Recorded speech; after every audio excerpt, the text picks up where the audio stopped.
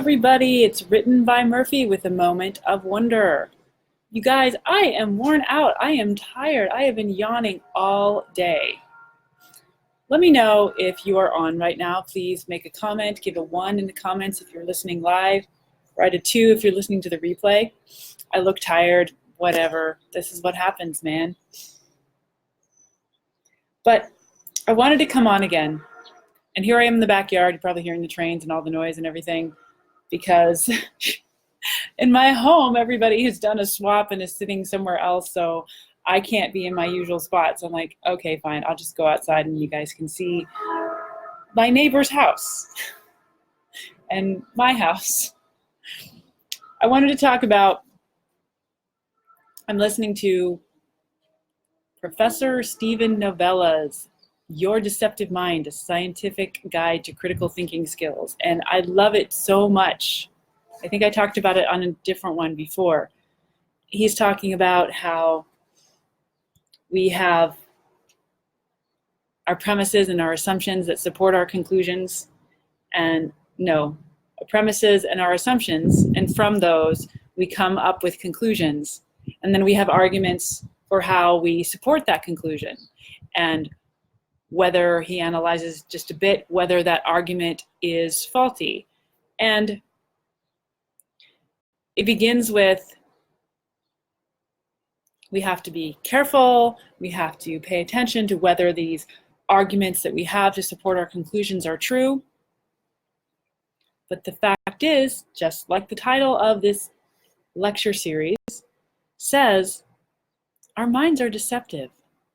At any moment, all of the time, we are deluded because we cannot keep track of everything in the world.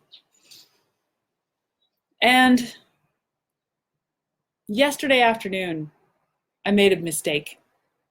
I introduced myself incorrectly and I set some people off wrong, and I'm like, dang it, I shouldn't have done that. I made a mistake. Well, there's always mistakes. We're always wrong about something. So I'm tired. That's kind of what I was thinking, like, well, I want to do a moment of wonder, but what would I do it about? I'm like, oh, I could do it about how tired I am and how, in fact, we are all weak and wrong. Because that's where we are. And that's kind of depressing. It's kind of depressing to be like, I'm just wrong. And I'm wrong in ways that I don't know. It's enough to kind of make you give up. But it's also a call to, oh look, I've got sunshine over here. Wow. It's also a call to understand that I should never cling too tightly to my opinion, because no matter what, some part of it is wrong, because I don't see the perspective of other people. And I don't know where they're sitting. And yeah, I'm tired, sleepy today, and I may not feel very creative. And yet, that's okay. It's okay to be wrong. And it's especially important while I am communicating and going about my business in the world to remember that I'm going to be wrong and other people are also going to be wrong. And it'd be really good to be kind and forgiving and focus on the person who is far more important.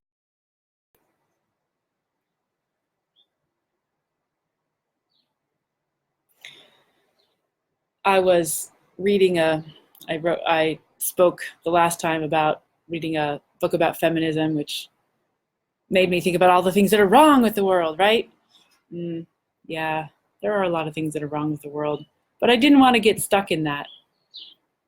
So I ended up starting to read Aragon, which is about dragons. Let's go hang out with dragons. Dragons are never wrong. Ha. At least not when they're not real and not eating you.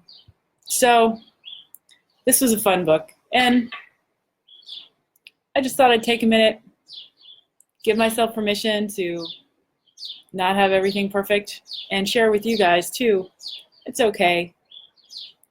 It's okay to recognize and know that we're not full of all the answers. We'll never get there. And yes, I love learning about arguments and clear critical thinking with my awesome, logical, well-founded conclusions and arguments that support those conclusions. And yet, there's never an end to what we're still trying to discover. So we won't come to an end of our moments of wonder. That's what I got today, guys.